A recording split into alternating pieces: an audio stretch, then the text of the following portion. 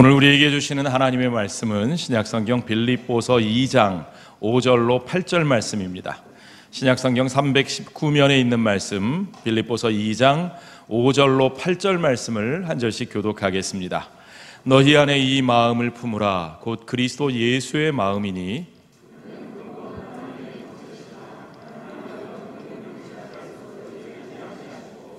오히려 자기를 비워 종의 형체를 가지사 사람들과 같이 되셨고 사람의 모양으로 나타나사 자기를 낮추시고 죽기까지 복종하셨으니 곧 십자가에 죽으심이라. 아멘. 오늘 우리 주 예수 그리스도의 말씀과 인격과 사랑이 저와 여러분의 삶 속에 그대로 이루어지는 시간이 되시기를 주의 이름으로 축원합니다. 자, 오늘 말씀은요, C.S. 루이스의 이야기를 여러분과 함께 나누면서 좀 시작해 보려고 합니다. 여러분, 보물선 떠올려 보십시오. 보물선 한 채가 저 깊은 바닷속에 침몰해 있습니다. 잠수부들이 그 보물선 침몰해 있는 바닷속에 들어가서 보물을 건져 올려고 하려면 잠수부가 그곳에서 옷을 갈아입고 배 위에서 옷을 갈아입고 물속으로 풍덩 뛰어듭니다. 햇빛을 받아서 멋지게 드러나던 잠수부의 그 근육질 몸매는 잠깐 물거품 속으로 사라지게 되고요. 처음에는 따뜻하고 밝은 빛깔이었던 바다가 안으로 들어갈수록 점점 더 차가워지고 어두워지고 더 깊이 들어가면 들어갈수록 진흙과 썩어 침전된 그 침전물이 가득히 쌓여있는 그 바닥으로 끝간데 없이 내려가 마치 그 바닷속에 파묻혀버린 것처럼 그렇게 밑바닥까지 내려가게 됩니다. 그런 과정을 거치고서야 그 속을 헤치고서야 그 속에서 쌓여있는 빠져있는 보물을 건져 들고 그리고 물을 헤치고 바닷물을 헤치고 조금씩 위로 올라가는데 마지막 나오는 순간까지 정말 폐가 터질 것 같은, 저는 그런 바다 잠수를 경험해 보진 못했지만 정말 그럴 것 같아요. 폐가 터질 것 같은 순간까지 숨을 참고 견디다가 마침내 물 위로 쫙 나타났을 때 숨을 파 쉬면서 물 위로 올라왔을 때 그 손에 들려있는 그 보물을 여러분 한번 상상해 보십시오. 그 깊은 어둠 속에서 마치 빛깔을 잃어버리고 모양을 잃어버리고 전혀 자신의 모습을, 그 광채를 드러내지 못했던 보물이 그제서야 햇빛을 받아 물기와 함께 찬란하게 빛나면서 자신의 빛을 드러나고 모습을 드러내는, 여러분, 그 광경이요, 그 광경. 그 광경이야말로 정말 그 찬란한 영광의 빛을 얻기 위해서 저 어둠 속으로 가장 높은 곳으로 나오기 위해서 가장 낮은 곳으로 내려가는 귀하고 멋진 모습 아니겠습니까? C.S. 루이스는 바로 그 모습을 우리 생명의 원리에다 비유했습니다. 생명의 원리가 무엇이냐? 바로 그렇게 참된 생명을 위해서, 생명의 열매를 위해서 밑으로 내려가는 하강과 그 하강을 통해 다시 올라오는 재상승의 패턴이 바로 생명의 원리라고 그렇게 말하는 거죠. 자, 여러분, 이 생명의 원리로 우리가 식물들을 한번 보죠. 여러분, 식물은 어떻습니까? 식물은 자신의 모든 양분과 모든 햇빛을 받아서 열매 하나를 만드는데, 열매라는 게 어때요? 씨앗이라는 게 어때요? 어떻게 보면 그 식물 자체의 전체의 모습에 의하면 아주 하찮아 보입니다. 단단하게 아주 작고 단단한 것이 이게 도대체 산 건지 죽은 건지 몰라요. 그렇죠? 그게 열매고 그게 씨앗입니다. 그런 것이 되어서 마침내는 그것이 땅에 떨어지는 거죠. 우리 예수님 말씀처럼 한 알의 밀알이 땅에 떨어져 썩어지면 그것이 싹이 나고 자라고 그리고 열매를 맺어 생명의 열매를 맺는 겁니다. 그렇습니다. 그럴 때 새 생명이 다시 올라오는 거죠. 우리의 삶의 패턴이 그와 같습니다. 우리 영적인 생명의 패턴도 바로 그와 같습니다. 먼저 우리가 그리스도와 함께 십자가에 못 박혀 죽고 내 자아를 부인하고 나의 죽음을 받아들여 그 죽음의 자리에 끝까지 복종해야 거기서부터 새로운 방식의 영적인 생명이 우리 안에 역사하고 작동하고 우리를 살게 하는 것을 믿으시기 바랍니다. 그 생명을 통해서 우리의 새로운 인격이, 새로운 성품이 빚어지고 우리의 삶이 새롭게 다시 올라와서 자라서 성숙한 삶이 되어서 그것이 열매 맺고 새 생명의 열매를 낳게 되는 것을 여러분 아시지요? 우리가 그것을 경험하며 살아야 합니다. 자, 이와 같이 죽고 다시 살아나는 것, 그것이 영적 생명의, 우리의 모든 생명의 사실은 핵심 원리가 된다는 겁니다. 그 생명의 원리는 다름이 아니라 하나님께서, 하나님 자신이 그의 아들 예수 그리스도를 통해서 우리에게 보여주신 구원의 원리인 것을 여러분 믿으시기 바랍니다. C.S. 루이스는 그 생명의 원리를 보여주신 우리 하나님에 대해서 우리에게 이렇게 증거합니다. 하나님은 올라가시려고 내려오신다. 하나님은 어떤 분이라고요? 내려오신 하나님, 내려오신 하나님. 절대적 존재의 최고점, 가장 높은 곳에서 그가 창조하신 시간과 공간 속으로 내려오시면서 그가 창조하신 인간들 속으로 내려오시면서 창조주께서 자신이 창조한 피조물의 자연의 뿌리와 가장 밑바닥까지 내려오셨다고 그는 그렇게 증거하고 있습니다. 그는 이것이 기적 중에 가장 큰 기적, 그랜드 미러클이라고 그의 책 기적에서 우리에게 들려주고 있습니다. 하나님의 독생자 예수 그리스도께서는 그와 같이 아버지와 하나님과 함께 가지셨던 최고의 영광의 자리, 그 보좌를 떠나서 스스로 자신을 낮추어 사람이 되셨습니다. 하나님의 구원 계획을 이루기 위해서 하나님의 뜻에 복종하신 것이죠. 여러분, 만물의 창조주가 되시고 만물의 생명을 유지하는 분이신, 만물의 주인 되시는 예수 그리스도께서 자신을 낮추어 그 만물 가운데 하나, 작은 한 사람의 피조물이 되셨다는 사실을 여러분 믿으실 수 있습니까? 그것이 복음입니다. 하나님께서 창세전에 택하신 저와 여러분을 구원하시기 위해서 주님은 그와 같은 길을 선택하셨다는 겁니다. 그런 하나님의 계획이 어떻게 이루어졌는가, 예수께서 어떠한 모습으로 어떠한 마음으로 우리에게 오셨는지를 잘 보여주는 말씀이 오늘 우리가 읽은 본문 빌립보서 2장 5절로 8절 말씀입니다. 이 말씀은요, 노래예요. 초대교회 성도들이 부르던 찬송입니다. 그 찬송 가운데 예수 그리스도가 누구신지를 가장 잘 보여주는 초대교회 기독론 그리스도 신앙의 핵심을 우리에게 보여주고 있는 노래입니다.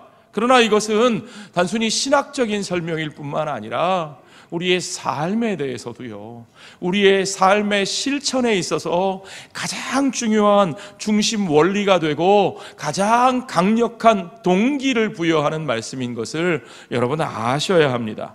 이 말씀은 먼저 우리에게 그리스도 예수의 마음을 품으라, 이 마음을 품으라고 말씀하고 계시죠.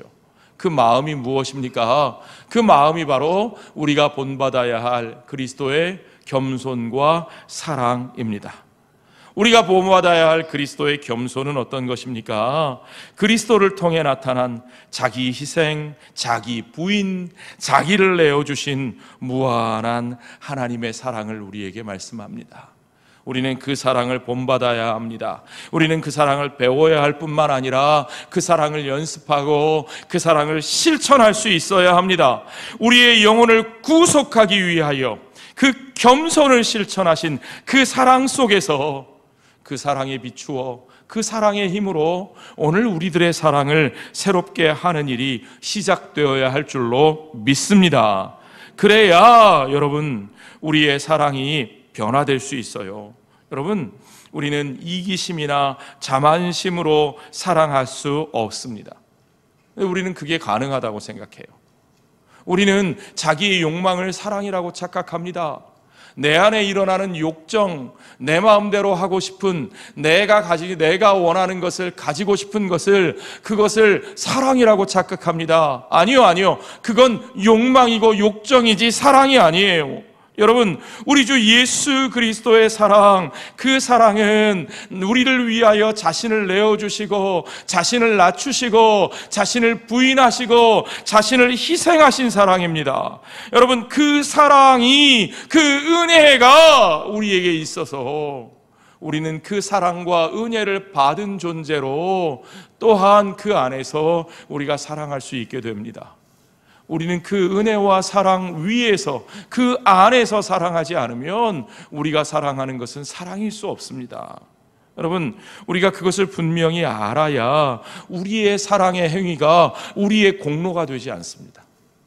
여러분, 우리의 사랑이 우리의 공로가 되지 않아야 우리는 사랑을 하면서도 상처를 받지 않습니다. 사랑이 내 것이고 나의 공로가 될 때는 여러분, 사랑해 보십시오. 그 사랑에 대한 대가가 주어지지 않으면, 그 사랑에 합당한 내가 기대한 응답이 상대방으로부터 나오지 않으면 우리는 상처를 받습니다. 그것 때문에 쓴뿌리가 생깁니다. 그래서 우리 안에 사랑이 아니라 증오와 미움과 복수심이 생기고 시기와 질투가 생기고, 그것 때문에 서로의 인생을 망가뜨리는 것이, 그것이 우리들의 사랑이에요. 여러분, 진짜 사랑은 상처받지 않는 사랑입니다. 왜요? 내게 있는 사랑은 나의 사랑이 아니고 내게 주신 그분의 은혜로 말미암은 것이기에 그것은 내 것이 아니고 그분의 것입니다. 그러므로 그것을 나누어 주고 그것을 내가 줄 때에 그에 대한 대가를 내가 얻으려고 할 수 없고 내 공로가 되지 않는 것이지요. 그러니까 여러분, 우리는 상처받지 않습니다. 사랑하면서도 상처받지 않는 사람, 그것이야말로 우리가 그리스도의 사랑받은 사람이라고 하는 것의 진정한 증거임을 여러분 믿으시기 바랍니다. 그렇습니다. 여러분, 그렇게 겸손하게 우리를 사랑하신 우리 주 예수 그리스도, 오늘 본문은 그분이 바로 하나님의 본체가 되신다고 말씀하고 계십니다. 오늘 본문의 6절을 보세요. 그는 근본 하나님의 본체시나. 하나님의 본체시다. 여러분, 본체라는 말이 뭡니까? 헬라어 성경에 보면, 원문에 보면 엔 모르페 테우 그랬어요. 엔 모르페 테우. 테우는 테오스, 하나님이에요. 하나님. 모르페는 형상, 모습, 그런 말입니다.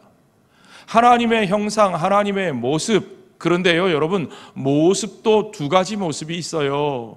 헬란 말에는 모르페라는 단어가 있고 스케마라는 단어가 있는데, 모르페라는 말은 변하지 않는 어떤 사물의 존재의 본질, 본성을 말하는 겁니다. 예를 들면요, 제가 사람입니다. 그렇죠? 제가 사람이에요. 어떤 분은 혹시 저를 곰이라고 착각하시는 분도 계실지 모르겠는데, 제가 사람입니다. 분명히. 제가 사람인데, 제가 어릴 때 모습하고 청년기의 모습하고, 제가 지금 50대가 되니까 또 모습이 다르고요, 제가 앞으로 70대, 80대가 되면 그땐 또 제 모습이 달라지겠죠. 제 모습이 달라지지만 저는 언제나 사람이라는 본질이 달라지지 않습니다. 그렇죠? 그것이 저의 모르페예요. 모르페. 변하지 않는 사람이라고 하는 저의 본성, 저의 본질, 그게 모르페입니다. 그러나 제가 언제나 사람이지만 어릴 때의 제 모습, 청년기의 제 모습, 지금 중년기의 제 모습, 앞으로 노년기에 달라질 제 모습은 달라요. 다릅니다. 그 모습이 달라요. 그 모습을 헬란말로 스케마 그럽니다. 변화되는 모습, 형체, 드러나는 겉모양, 영어로 하면 likenes에 해당되는 거죠. 자, 모르페. 사도 바울은 하나님의 모습, 하나님의 본체라는 말을 예수 그리스도께 사용하면서 모르페라는 단어를 사용하고 있는 거예요. 그 말은 우리 주 예수 그리스도께서 하나님의 변하지 않는 본질적 본성을 소유하신 분이다 라고 말하는 거죠. 그런 예수님께서 하나님과 동등됨을 취할 것으로 여기지 아니하셨다라는 말은 그가 하나님과 동등하시다는 말이에요. 동등하지 않다는 말이에요. 동등하시다는 말을 하고 있는 겁니다. 한마디로 말하면 바울의 증언은 예수가 곧 누구시다? 하나님이시다. 예수가 곧 하나님이시다. 믿으시면 아멘 하십시오. 그렇습니다. 그것을 믿는 것이 우리 기독교 신앙의 핵심 고백입니다. 그리고 바로 그 고백으로부터 우리가 이해할 수 있는 것은 그러한 분이 하나님의 본체 되시고 하나님과 동등됨을 취하는 것이 마땅하신 그분이 우리 가운데 오셔서 우리 가운데 가장 낮은 자의 모습으로 서셨다는 그분의 낮아지심을 이해하는 첫걸음이 되는 겁니다. 그렇습니다, 여러분. 그리스도께서는 하나님의 본질을 가지신 그분이, 하나님의 영광의 자리에 계셔야 할 그분이 우리 가운데로 내려오셨습니다. 그리고 우리는 그분이 그렇게 하셨기에 기꺼이 우리도 그렇게 내려오고 낮아질 수 있습니다. 여러분, 우리가 누구예요?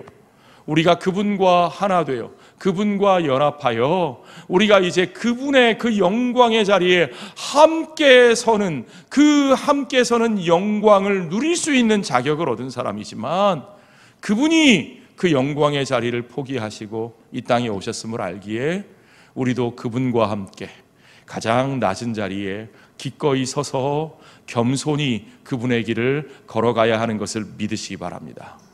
우리는 우리가 가장 존귀한 백성이 되었음을 알기에 기꺼이 그 낮은 자리에 설 수 있어요. 여러분, 자존감이 높은 사람일수록 기꺼이 겸손하고 낮은 자리에서 섬길 수 있습니다. 왜요? 다른 사람들이 그 사람을 낮게 여겨도, 다른 사람들이 그 사람을 업신 여겨도 그게 나한테 별 중요하지 않기 때문이에요. 왜요? 내게 가지고 있는 자존감의 근거가 분명하니까요. 근거 있는 자신감. 그렇죠? 요즘 젊은이들이 근자감이라는 말을 많이 씁니다. 애들이 시험 공부를 안 해요. 공부 하나도 안 해놓고 그래놓고 내일 시험 보는데 야, 너 공부 안 해? 괜찮아? 그랬더니 아이 아빠 괜찮아요. 걱정하지 마세요. 그걸 세 글자로 뭐라 그래요? 근자감. 근거 없는 자신감이라 그래요. 저희 애들이 근자감이 아주 강해요. 네. 늘 즐거워요. 네. 그런데 여러분, 우리에게 있는 자신감은 근거 없는 자신감이 아니라 근거 있는 자신감입니다.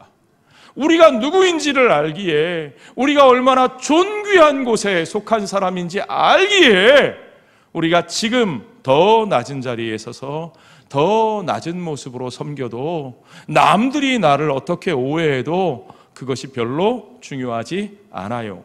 그게 진짜 자존감이에요. 그런데 여러분, 겉으로 유난히 자존심이 센 사람들이 있어요. 겉으로 남들 위에 서지 않으면 견디지 못하는 사람들이 있어요. 남들이 조금만 나를 낮게 평가하는 것 같아도 막 죽을 것 같은 사람들이 있어요. 그런 사람들은 사실은 자존감이 높은 거예요, 낮은 거예요? 사실은 낮은 거예요. 자존감이 낮으니까 자신이 자신을 낮게 평가하고 있으니까, 그러니까 두려운 거죠. 그게 드러날까 봐, 남이 나를 그렇게 볼까 봐. 그래서 어떻게든 낮은 자리에 서지 않으려고, 낮아 보이지 않으려고, 나를 높이려고, 남을 짓밟고 서려고 막 애를 써야 되는 거예요. 여러분, 그건 진짜 자존감이 아닙니다. 저와 여러분은 근거 있는 자신감을 가지고 기꺼이 그리스도와 함께 내려와 낮은 자리에 서서 섬길 수 있는 사람인 것을 믿으시기 바랍니다. 자, 그렇습니다. 그리스도와 함께 우리의 본질과 정체성을 바로 알고 있는 우리들이 배워야 할 그리스도의 모습은 오늘 본문의 말씀과 같이 하나님과 동등됨을 취할 것으로 여기지 않으셨다는 말씀입니다. 자, 예수님은 하나님과 동등하셨다고요. 그럼에도 불구하고 주님은 그 동등됨에 마땅한 권리를 스스로 누리지 않으셨다는 거예요. 하나님과 동등되다는 말은 뭡니까? 헬란말 한 번만 더 사용하면 에이나이 이사 테우 그렇게 돼 있어요. 에이나이 이사, 영어로 to be equal 하다는 말은 정말 헬란말에서 크기, 양, 질, 특성, 수가 정확하게 일치하는 두 대상에 대해서 비교할 때 그때 사용하는 표현이에요. 그러니까 형태는 다르고 모습은 다르지만 본질적 특성은 일치하는 것이라는 그런 의미에서 사용되는 표현이죠. 그리스도가 바로 그런 분이십니다. 그렇게 하나님과 온전히 동등하신 하나님이시지만 그러나 그 동등됨을 취할 것으로 여기지 아니하셨습니다. 물론 그렇다고 해도 그분이 하나님이 아니신 건 아니에요. 그분의 존재의 본질이 사라진 건 아니에요. 온전히 하나님이신 그 하나님이 온전한 사람이 되셔서 자신의 모든 권리와 특권을 내려놓고 우리와 함께 하셨다는 겁니다. 여러분, 그것이 중요해요. 그분은 분명히 자신이 하나님이심을 알고 하나님의 아들이심을 알고 그것을 선포하셨으나 그 하나님의 아들로서 그분이 주장하고 누려야 할, 그분이 사용할 수 있는 모든 힘과 모든 권세와 모든 특권을 다 내려놓으시고 마치 그런 능력과 힘이 아무것도 없는 존재인 것처럼 가장 연약한 자의 모습으로 가장 낮은 곳에서 가장 힘없이 그렇게 모든 고난을 겪으시고 그렇게 피 흘리시고 그렇게 십자가에 죽으셨다는 겁니다. 그것이 그분이 자신의 구원의 사명을 이루시고 그것이 그분이 하나님의 뜻을 이루시는, 우리와 하나 되어 우리의 죄를 대신 지시고 우리를 위해 대신 죽으시고 우리의 죄를 씻으시고 우리를 하나님의 자녀 되게 하시기 위하여, 우리를 하나님의 백성으로 그 앞에 나아갈 수 있게 하시기 위하여, 그 생명의 문을 여시기 위하여 그분이 택하신 그분의 길임을 우리가 알아야 합니다. 그렇습니다. 그분은 그렇게 자신을 완전히 비우셨어요. 7절에 보니까 오히려 자기를 비워 종의 형체를 가지사 사람들과 같이 되셨다 그랬습니다. 여기 비우셨다는 말이 너무너무 중요합니다. 그리스도의 자기 비하, 그리스도의 비우심, 여러분, 이것이 우리 기독교 신앙의 핵심입니다. 이것이 우리의 믿음과 우리의 삶의 실천의 가장 중요한 가치입니다. 그리스도의 자기 포기란, 그리스도가 가장 비천한 인간의 모습으로 내려오셨을 때 하나님으로서의 능력과 하나님으로서의 특권에 매달리기를 거부하시고 그것을 사용하지 않으셨다는 거예요.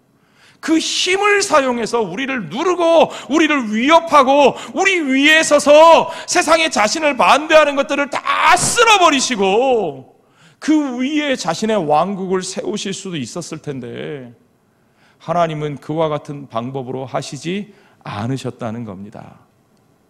오히려 사단이 그렇게 하라고, 네 힘을 보이라고, 높은 데서 뛰어내리라고, 이 돌덩어리를 명령하여 떡이 되게 하라고, 그러면 하나님이 그렇게 해주시지 않겠냐고 그렇게 유혹했을 때도 주님은 그 유혹과 손잡지 않으셨습니다.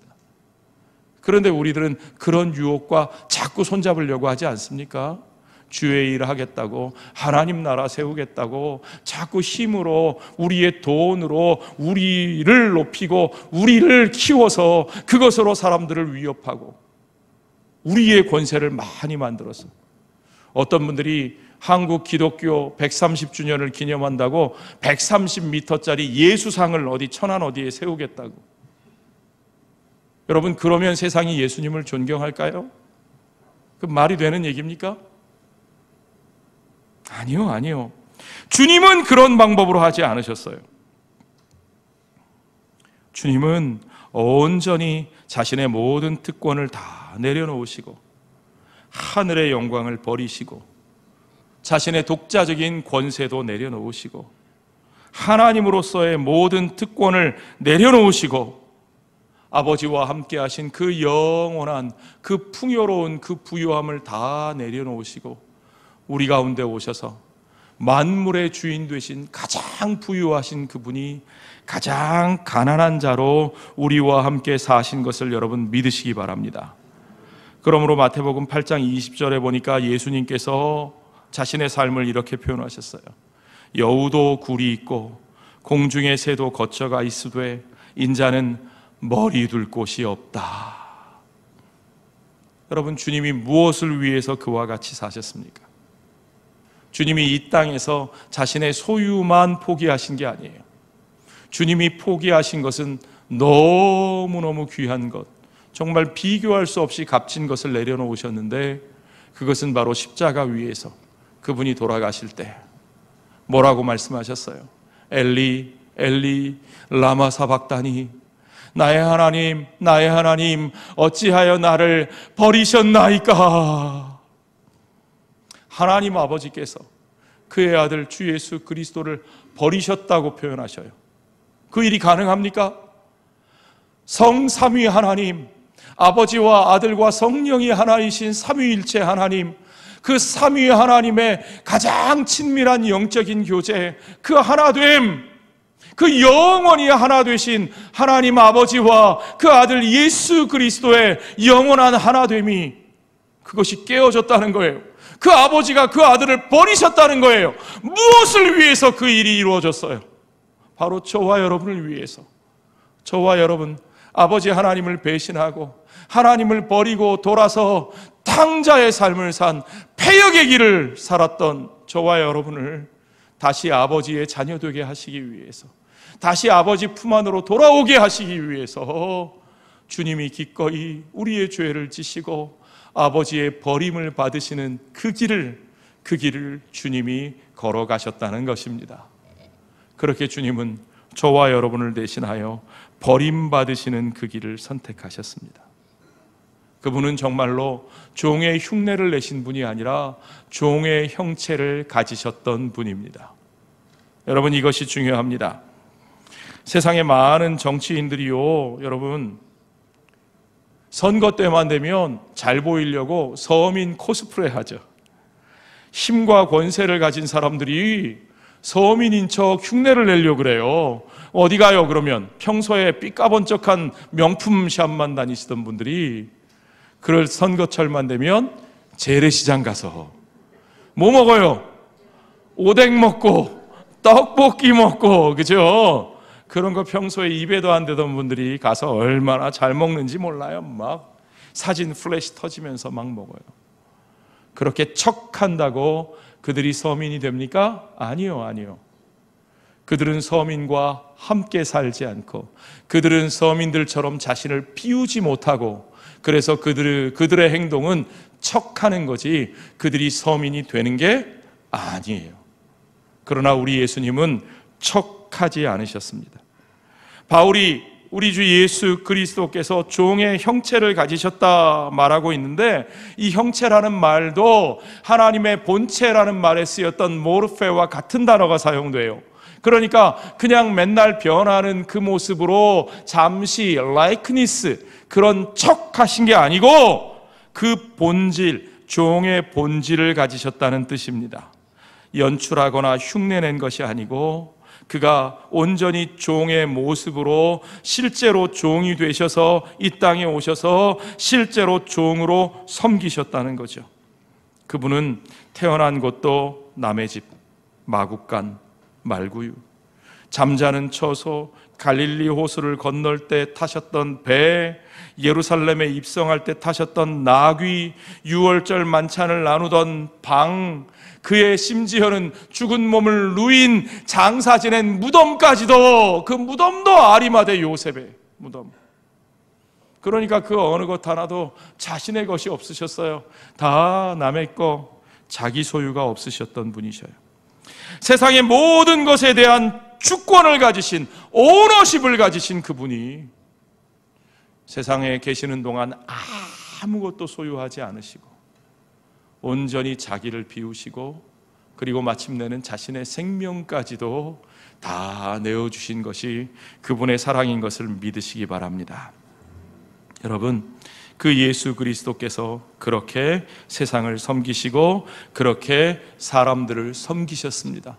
그렇게 저와 여러분을 사랑하셔서 오늘 우리가 그분과 함께 그분의 제자로, 그분의 자녀로 살고 있습니다. 여러분, 그분은 섬김에 대해서 가르치셨을 뿐만 아니라 끝까지 그 섬김의 모습을 보이셨습니다. 그가 십자가 지기 전날 밤 그 다락방에서 하셨던 행동이 뭔지 여러분 아시죠? 제자들의 발을 씻겨주시면서 뭐라고 말씀하셨어요? 요한복음 13장 14절부터 보니까 내가 주와 선생이 되어 너희 발을 씻었으니 너희도 서로 발을 씻어주는 것이 옳으니라. 마땅하니라. 그 말씀은 대단한 일이 아니라 당연히 그렇게 해야 하는 것이라고 말씀하고 계십니다. 여러분, 저와 여러분이 남에게 낮은 자로 사는 것은 우리가 대단한 인격이어서가 아니라 그것이 당연한 것임을 믿으시기 바랍니다. 저와 여러분이 누군가의 발을 씻겨주고 누군가를 섬기며 꾸준히를 도맡아 하면서 살고 있다면 그것은 우리가 대단히 잘난 사람이어서가 아니라 예수님의 제자로서 마땅히 당연히 해야 할 일을 하는 것을 여러분 믿으시기 바랍니다. 왜요? 주님이 말씀하셨어요. 내가 너희에게 행한 것 같이 너희도 행하게 하려 하여 본을 보였노라. 여러분, 우리가 마땅히 주님이 우리를 위하여 행한 것처럼 그와 같이 살아야 할 줄로 믿습니다. 여러분, 어떤 분들이 그래요. 아유, 그건 예수님이시니까, 아유, 그건 성경이니까 요즘 그렇게 어떻게 살아요? 요즘 세상에 그렇게 살면 아무것도 못합니다.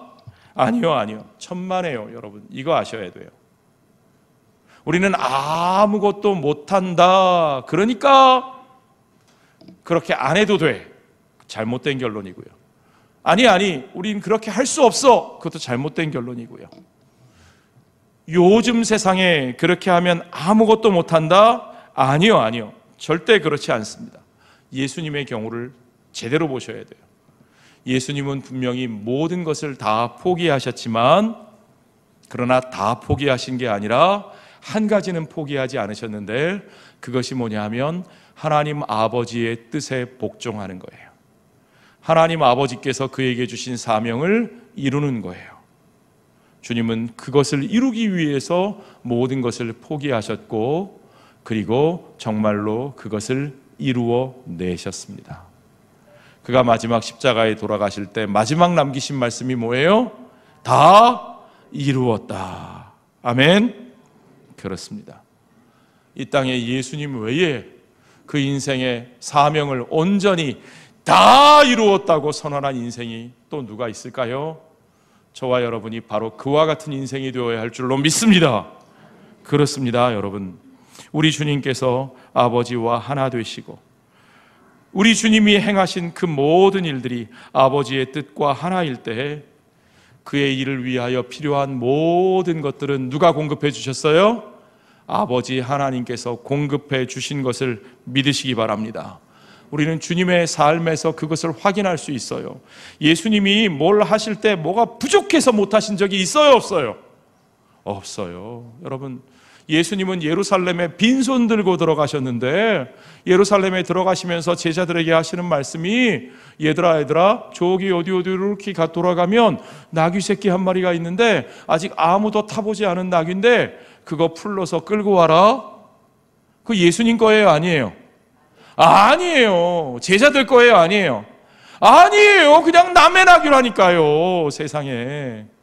그런데 그냥 풀러서 끌고 와라. 풀러서 끌고 가니까 어떻게 됐을까요? 주인이 도둑이야! 그랬을까요? 아니, 누구십니까? 그 왜 끌러 가십니까? 제자들이 딱 한마디 했어요. 주께서 쓰시겠다 하라. 주님께서 제자들에게 가르쳐 주신 말씀이에요. 주께서 쓰시겠다 하라.